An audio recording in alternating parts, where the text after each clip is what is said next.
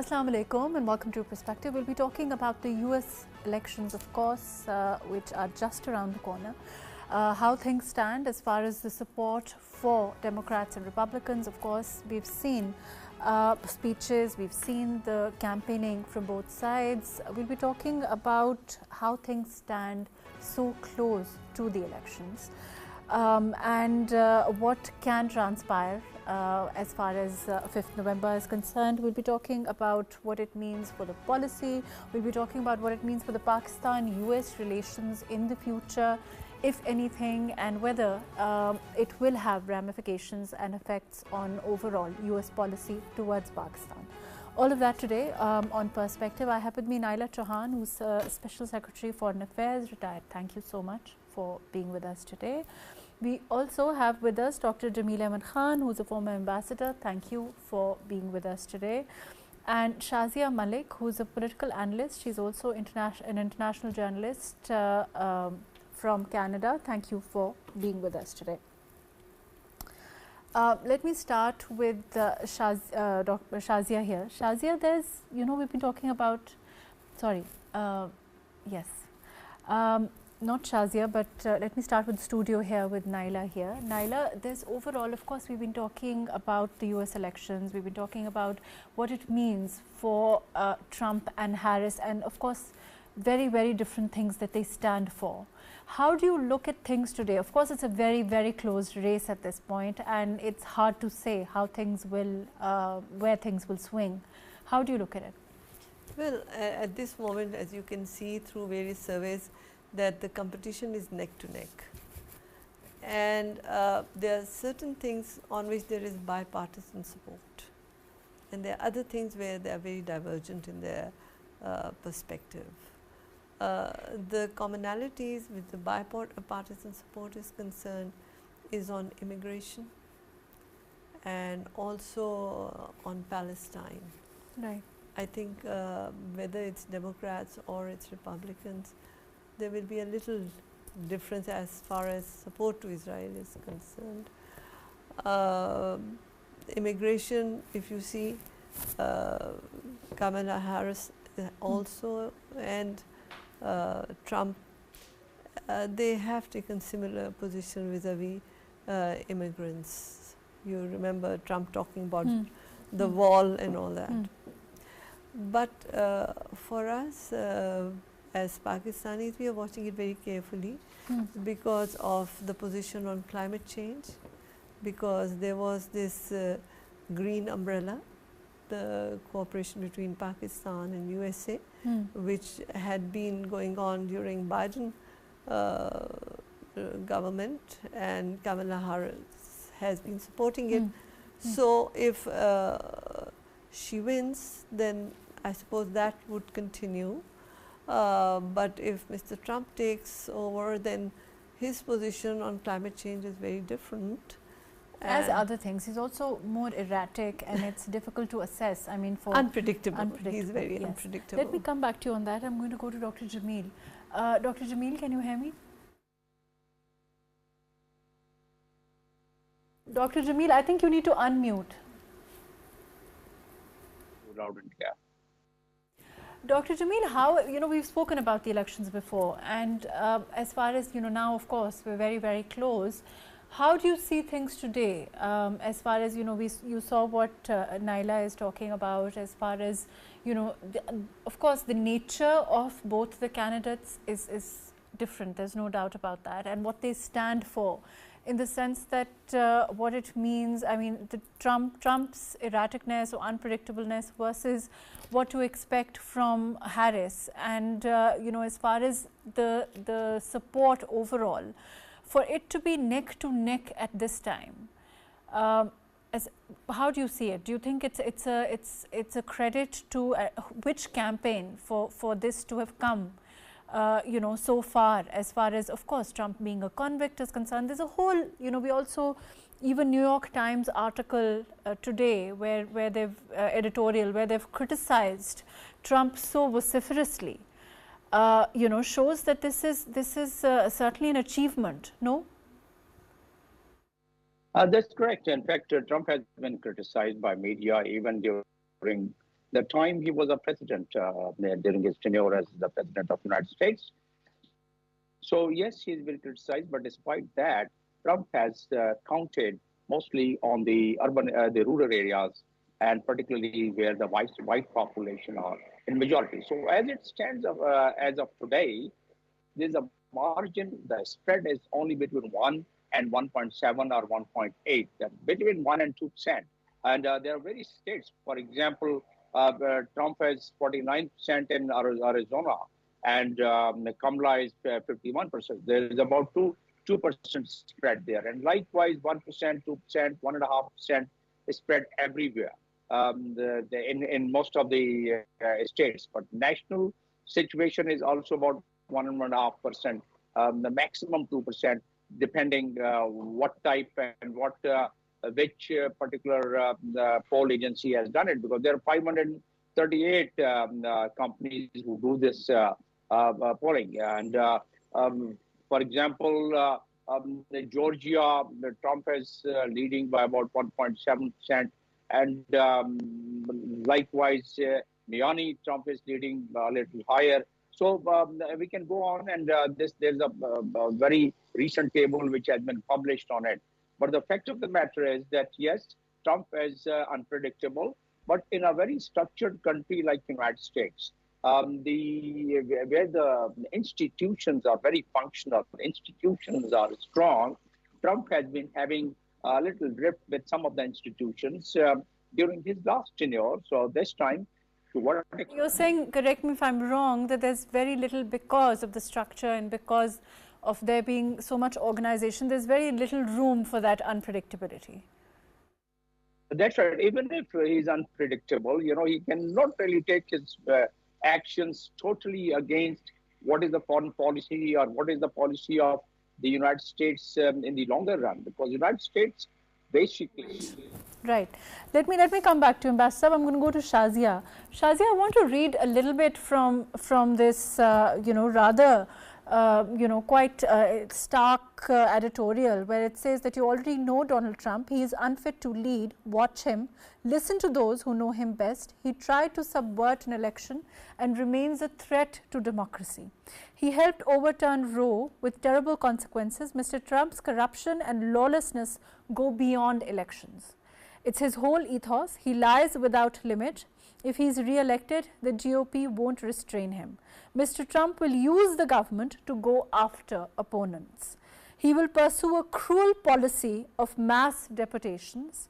He will wreak havoc on the poor, the middle class, and employers. Another Trump term will damage the climate, shatter alliances, and strengthen autocrats. Americans should demand better. Vote. What do you think about this kind of an inflammatory editorial, Shazia? Yes, thank you very much, Mahrukh, once again for the opportunity. Really appreciate. If you remember my last discussion with you, this is exactly what I was telling you, that there is a whole narrative that is being built around Harris, that everybody is standing behind her. And it is the deep state, actually, and Pentagon that decides who has to come. They did this experiment with Trump, and they thought it's going to be very successful. However, they found out that he cannot be tamed. And so everybody is now standing behind her. The main thing over here is that Mr. Trump definitely is, not an establishment person, and that is exactly what he has been portraying. He says, I am an outsider, and that is why they don't really side with me. But however, this very editorial, there is this very important thing that they have pointed out, saying that he is actually a convicted felon. And why it is very surprising, Harris campaign has not really picked up on all those things. Today, as both of them are in North Carolina, I think that the Harris campaign is going to talk about his convictions and all the corruption cases and how he has been evading all the taxes. And Of course, all the the sexual assault cases that he had on on him. So today, definitely, I think that she's going to talk about it. However, like we were talking earlier about the margins, which are getting really the gaps that are really getting closer now. For example, today, even 538, the poll tracker that sees who is leading and who is not. So if we look at those numbers in Pennsylvania, Trump is just leading a little bit. Then again in Georgia, we see he's leading a little bit again. Again in North Carolina, he has taken a small lead. In Michigan, if we see Harris is leading, if we see in Arizona, then again Trump has a small lead. In Wisconsin, it's going to be razor edge, both of them between both of them. Although Harris, fortunes have risen a bit, and in Nevada they are going just side by side strongly. Now, having said that, there always is a margin of error. So all these leads can actually be can fall into the margin of errors. And then I want to come and ask you. You mentioned that when we spoke last time, and you said, and I correct me if I'm wrong, but you did say that you'd be very surprised if Trump doesn't win. Do you still stand by this? That I didn't say. I have been saying from the very beginning that Harris will win. From the very beginning, my stance has been that the whole narrative is being built around Harris. That if the establishment wants Harris to win, that was not my. That must be somebody else. I always said that it is very difficult for Mr. Trump to win, because in the larger audience, if we see, for example, NATO and Canada, where we are sitting, and the European Union, they are extremely apprehensive about the policies that he is going to bring. Definitely, he says, like he said, well, at the moment he's just saying, but let's see. But he says that as soon as I come, I'm going to stop wars with in Ukraine and in Gaza. I will talk to Bibi and I will talk to Putin. So my stance has been very clear from the very beginning that, and even if you look at Harris from summer, where Mr. Trump really lagged behind, he wasn't really so worried about election in summer. In summer, Harris has been spending massively on the election campaigns. She actually had 2,000 people on ground to start working for. She has spent over 100 million US dollars in ad campaigns, and that is why even on social media you see. I want to come to that. Let me come back to you. Shazia, I will come back to you. Let me go to Naela. Naela, how important do you think it is, like Shazia said, as far as, of course, in a country like Pakistan, the third world, of course, there's a lot that is said about the establishment's role, there is a lot that is said about what the institutions want before the election, even in some cases after the election. But what about in a country like America, in your opinion? How important is it versus a democracy like the US? Resting on the shoulders of what the people want, how they want, when they want? Well, US democracy is very well founded, but we cannot ignore the role of the deep state and the establishment.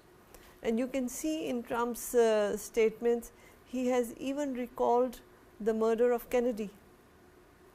And he has said that there are people who were involved in that who are still alive, and he is going to give their names. So, obviously, he is alluding to the deep state. And like Dr. Shazia said, that establishment is a little, cautious about Trump because he is unpredictable. He toes his own line, like you could see in his last term how his relations with Russia were concerned, and how at that time also it was said that Russia had a role to play in American politics. Even now they were asking Putin on his views about Harris and Trump, and Mr. Putin was very clever about it. But yes, deep state has a very important role to play. We cannot forget that. But institutions are there, and they will play their role but too. as far as what, his appeal, as far as, let me include Dr. Jameel in this also. Dr. Jameel, like Naela explained quite well, as far as the Trump's appeal is concerned, to a large extent, his appeal is in the fact that he's the outsider. His appeal is in the fact that he is erratic. His appeal is in the fact that he says all these things, names those that should not be named, and that is the appeal for those that want to vote for him. And do you think that that sort of puts him forward, or do you think that the old, and is it, in your opinion, the old guard versus the new guard, or do you think that's simplifying it too much? Well, there are multiple factors, and old guard versus the new guard is one of the factors, I would say. But we should not forget one thing about the population and the demography of population in the United States. 61.8%. The United Nations citizens, they are whites, and they have the origin from the European countries, a couple of hundred years or less or more. So that is one, and that is where he has been working hard. For example, the rural area population, where the old guard, what you just indicated, they are there. Iowa, for example, is one of the states where 91% are white. New Hampshire is 93% white. Wisconsin is 86%. Conservative American, the conservative American versus perhaps, those that are not so conservative. Yeah, what I'm saying is 186 million registered voters. So that is the ratio proportion. And Kamala was doing well. I started doing well, particularly after the debate, and that's what the survey various surveys indicate about it. But at the same time, Trump has the advantage of the demography and advantage of the white population of the United States. And if that ratio, if we bear in our mind, and then plus this new factor of Gaza and the Muslim voters, and particularly Arab voters. So a lot of statements coming across in which they say that they will go for Trump because Kamala Harris' time and Joe Biden's time, about 85,000 tons of the explosive and the arms ammunition equipment was supplied to Israel. And by the way, both candidates, they were in competition and saying that we would be supporting Israel and we would be defending. If Israel security is threatened, we would defend Israel. We'll be standing by with Israel, both of them, right? And Israel has the right of self-defense. Both of them was in competition and saying repeatedly about it. So none of these candidates can afford to speak against the Israeli interest, because as we are fully aware, the Israeli lobby, how strong it is in the ranks and files of what we were discussing about deep states, or, for example, in all other institutions of the United States, maybe revenue institution, maybe the military institution, maybe the State Department or Congress, you name it. And they have a good influence of it. And that's why those who live there, they understand how well netted the Israeli lobby is. And therefore, both these candidates do not want to be on their left side. That's one. So what does it imply? The voters and supporters of about 35 million Muslim voters, they were not very happy, as a matter of fact, with the sequences which which followed 7th of October and the kind of genocide which has been taking place, which the ICC has already given a lot of evidence about it, not us, we are discussing. But then...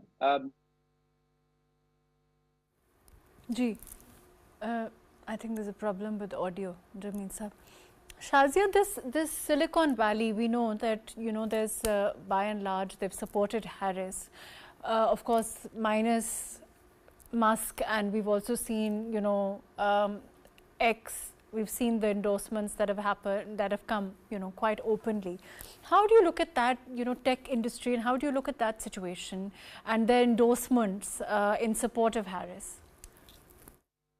Yes, there have been huge endorsements. I mean, Trump mostly has been just depending on Elon Musk and the likes. But look at Harris. Harris had Michelle Obama. She had Obama. She had Taylor Swift. She has Bon Jovi. She's going to have today, and then Cardi B, and all these influencers in U.S. They have all been standing behind her, and that's exactly what I said in my first interview with you as well, and now that the whole narrative is being built around Harris, and it is being said that she is the person to go for, because if Trump comes in, there is, as you know, that there's this women over 30 who are very much concerned about abortion. So they are saying that if Mr. Trump comes in, there are going to be problems for women. And look at his track record of sexual harassments. He doesn't really care much about women. So women are going to have problems. And that exactly was the main speech of Michelle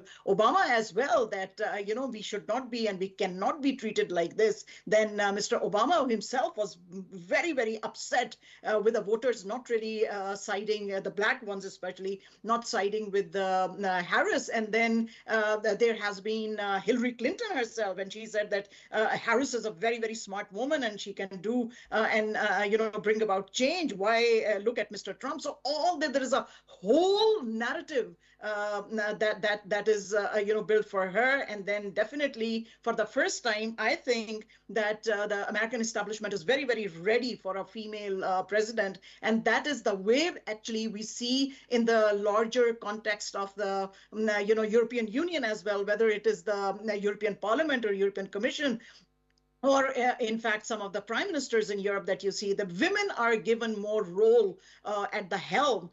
So she had a lot of support, whereas Mr. Trump, and that is his edge. He plays victim. He always plays victim. He says, see how they are, firing at me. They want to kill me.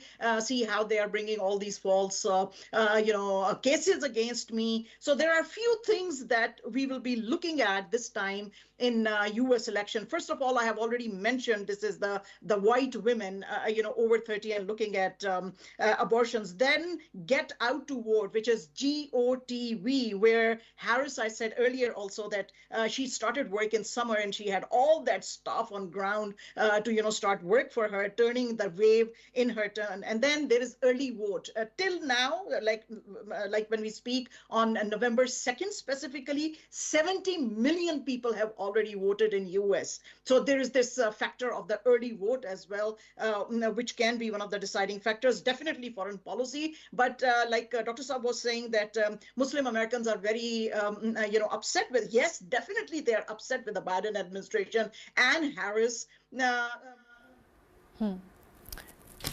Right, we'll be taking a short break, after which we'll come back and talk more about the US elections and what can be anticipated.